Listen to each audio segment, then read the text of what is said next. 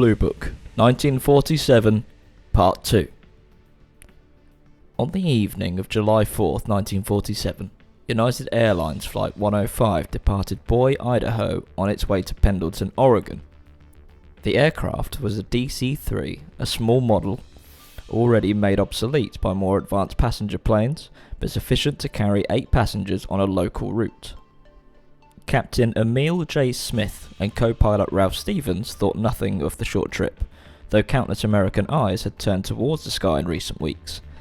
"Be on the lookout for flying saucers, boys." "We'll tell if you said hello, Control." Though delivered in jest, the control tower's warning would prove prophetic. Midway through the flight, co-pilot Stevens spotted something in the skies ahead. The route should have been clear of other aircraft at that altitude. Stevens, nervous about a possible collision, activated the landing lights to alert the other plane. "We're a ways out from the landing strip, Ralph. I just don't want a other plane getting too close.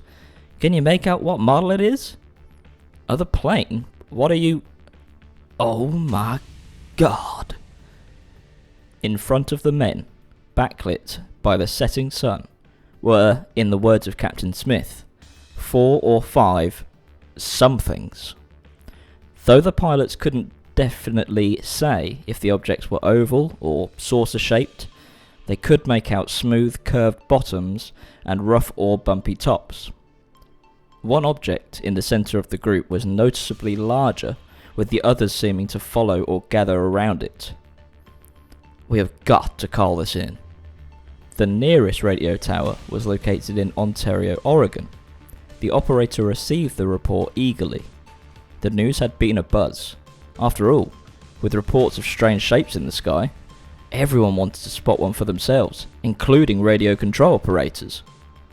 Whether or not you consider witnessing an unidentified flying object lucky, most would never have the experience firsthand, including this radio control operator.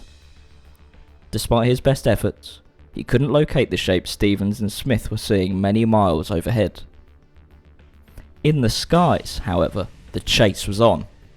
Co-pilots Smith and Stevens now recognised that there were at least 4 more shapes than they had first spotted, all staying in formation. How fast are these things flying?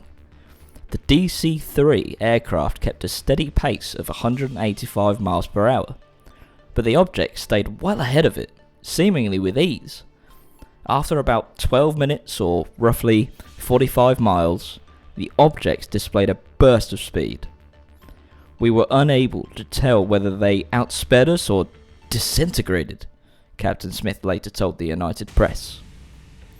Either way, Smith and Stevens wouldn't catch sight of the objects again, but they were not the only ones who saw them that evening. The flight's stewardess, Miss Marty Morrow, was called to the cabin. She too had spotted the flock of inexplicable shapes sharing the sky with United Airlines 105. Smith and Stevens were no doubt relieved to have at least one corroborating witness. The passengers, on the other hand, were blissfully unaware of the whole ordeal. Since the objects had stayed ahead of the DC-3, no one had spotted anything unusual out of their side windows. The flight landed at its destination without further incident. For Smith and Stevens, however, their strange journey had just begun. The pilots wasted no time getting in touch with the press, and the press, hungry for more stories about the flying saucer trend, wasted no time in amplifying voices as reliable as commercial airline captains. Smith and Stevens soon met with Kenneth Arnold, whose own encounter just over a week prior had ignited the media frenzy around UFOs. Arnold saw in the United Flight 105 incident a sense of vindication. At the end of the day, everyone can't just be seeing things. Even if only 1% of the reports are accurate, there is still something very unusual going on. I might doubt myself, but I can't doubt such observers as Captain E.J. Smith, United Airlines pilot. And there's nothing wrong with my eyes either. The validation of the pilot's sighting encouraged Arnold to continue his search for proof of flying saucers with a renewed confidence. He now carried a camera on his flights so that he might snap a photo to, in his words, shoved down the throats of those stiff-necked doubters. Kenneth Arnold's search took him down the same path as United Flight 105. In fact, journalist Dave Johnson from the Idaho Statesman accompanied Arnold on a recreation of the DC-3's flight path, hoping to spot something remarkable. Aboard their aircraft, a bevy of photographic equipment, but all Arnold and Johnson saw ahead of them was clear, open expanse of the Pacific Northwest. After nearly 8 hours of searching the skies, the plane began its descent. A disappointed Kenneth Arnold walked away without the proof he so hoped to find. Later that same month, Kenneth Arnold was contacted by an unexpected figure. Ray Palmer, editor of popular weird fiction magazine Amazing Stories, had a proposition for him. Palmer had been in contact with a man named Fred Lee Chrisman, who had relayed to Palmer an unlikely tale of an armed standoff with an advanced underground civilization called the Deros during World War II. The Deros were a mainstay of stories written by controversial author Richard Sharp Shaver, who insisted that the sinister society fictionalized within his work was based in truth. Palmer offered Arnold $200 to investigate Chrisman's latest claim, that he and a fellow harbor patrolman named Harold Dahl in Tacoma, Washington, actually possessed fragments of a flying saucer.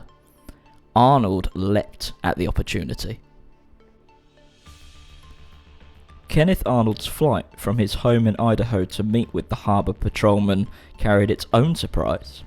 Somewhere over Oregon, Arnold spotted what he claimed were 20 to 25 brass-coloured objects he likened to ducks, though they were flying much higher and much faster than waterfowl. It was a brief encounter.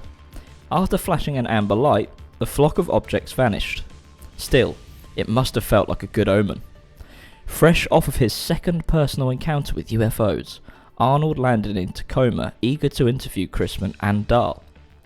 He couldn't have known that the resulting tale would become one of the most notorious in flying saucer history.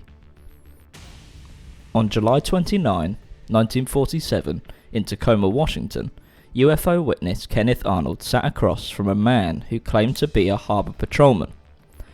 Arnold had taken the meeting at the behest of an Amazing Stories publisher, Raymond A. Palmer, who hoped Arnold might come back with an extraordinary tale. And Harold Dahl did not disappoint. At about 2 o'clock I was patrolling the east bay of Maury Island. Dahl's frightening experience took place just over a month prior, on the afternoon of June 21st, 1947. Along with 2 crewmen, his 15-year-old son and his son's dog, Dahl had been sticking close to the shores around Maury Island as part of a regular patrol route. When Dahl and the others peered into the skies above the bay, however, what they saw was anything but routine.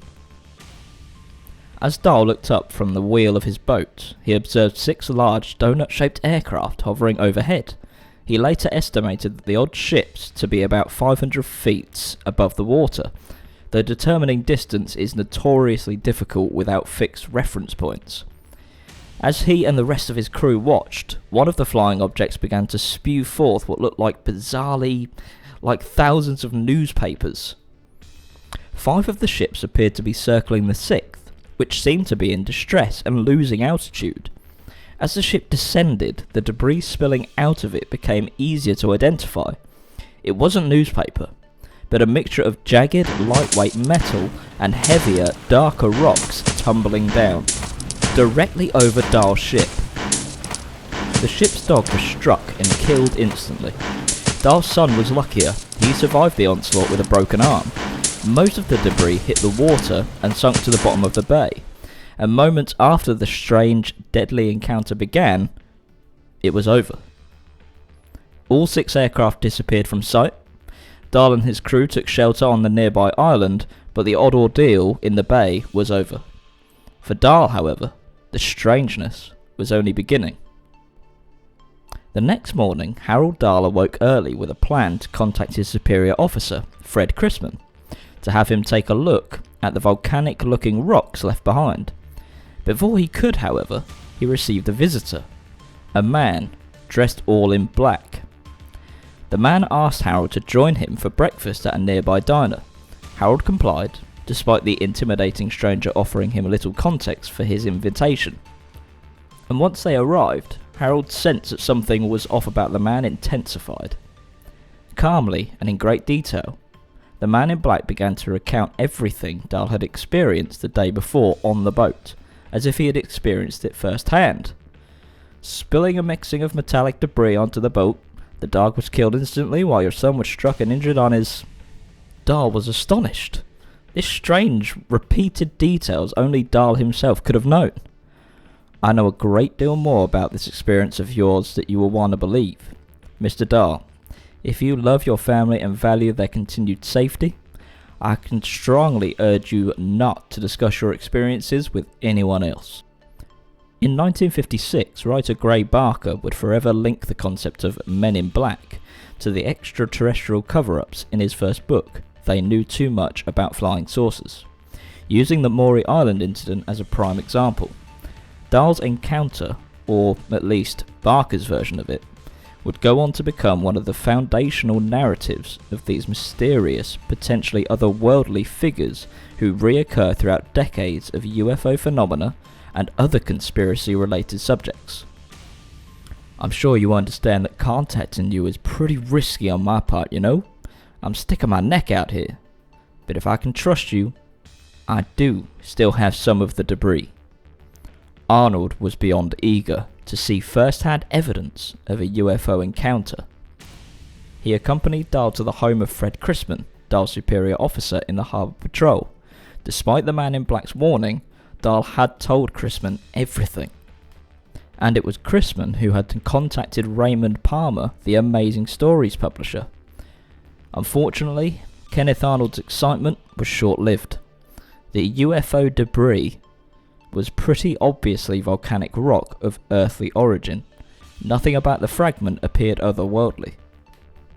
Despite his mounting doubt and disappointment, Arnold returned to Chrisman's home the following day to conduct a more thorough interview with the two harbour patrolmen.